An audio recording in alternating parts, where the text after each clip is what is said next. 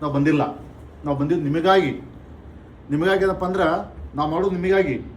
ಕಾಂತಕುಮಾರ್ sir ಅಕ್ಷರ ಸಂಘಟನೆಯನ್ನು ನಿರ್ಮಾಣ ಮಾಡಿ ಇವತ್ತು ರಾಜ್ಯದ ವಿದ್ಯಾರ್ಥಿಗಳಿಗೋಸ್ಕರ ಹಗಲು ಕಷ್ಟಪಡ್ತಾರೆ. ಅರ್ಥ ಮಾಡ್ಕೊಳ್ಳೋ ಎಲ್ಲರೂ ನಿಮಗೆ.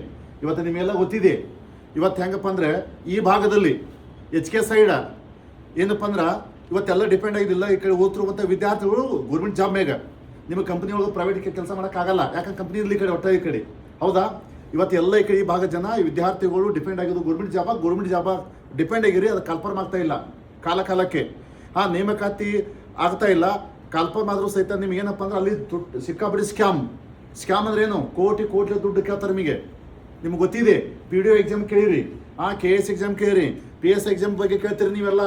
ಪ್ರತಿಯೊಬ್ಬರು ದುಡ್ಡು ಸಿಕ್ಕಾಬಿಟ್ಟು ನಿಮ್ದು ಇದು ಮಾಡ್ತಾರ.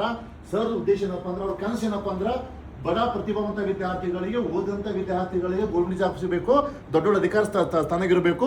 ಈ ರಾಜ್ಯದಲ್ಲಿ ಇನ್ನೂ ಮುಂದಿನ ಪೀಳಿಗೆಗಳಿಗೆ ಇವತ್ತೇನಪ್ಪ ಭ್ರಷ್ಟಾಚಾರ ಮುಕ್ತ ಆಗಬೇಕು ಅಂತ ಹೇಳಿ ಕನ್ಸ್ಕೊಂಡ್ರು ಸರ್ ಅವರು UPSC ಡೈಲಿ ಹೋಗಿ ಬಂದಾರ. ಅರ್ಥ ಮಾಡ್ಕೊಡ್ರಿ, ನೀವು ಕೋಚಿಂಗ್ ಬಂದಾರ. ನೀವೇಂತ ನಿಮ್ಮ 10 ಪಟ್ಟು ಓದಿ ಅವರು ಇವತ್ತೆಲ್ಲ ಕಟ್ಕೊಂಡೆ ಓದಿ ಇವತ್ತು ನಿಮ್ಮ ಬಗ್ಗೆ ನಿಂತ್ಬಿಟ್ರ.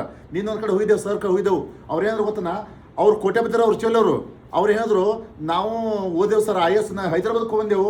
ಹೈದರಾಬಾದಕ್ಕೆ ಹೋಗಿ ಬಂದು ಎಕ್ಸಾಮ್ ಬರೆದೆವು, KS ಒಳಗೆ ಎಕ್ಸಾಮ್ ಬರೆದೆವು.